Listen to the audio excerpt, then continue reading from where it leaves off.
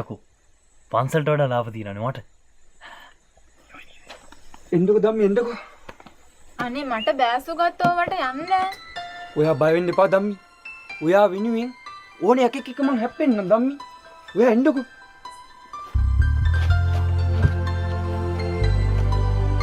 Ticket අංක මටයි මගේ පනටයි එක ටිකට් එකක් දෙන්න.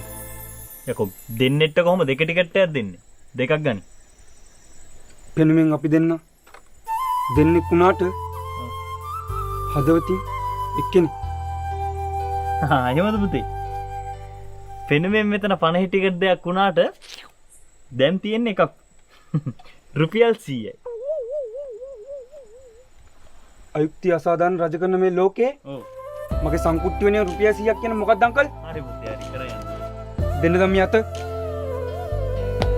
ඔයාගේ මේ අත අල්ලගත්තේ අතාරින් නෙමෙයි ධම්මි. සත්තයි. ඔයා වෙනුවෙන් මං ඕන අපායකට යනවා. අනේ මට බෑසු ගත්තවට යන්න.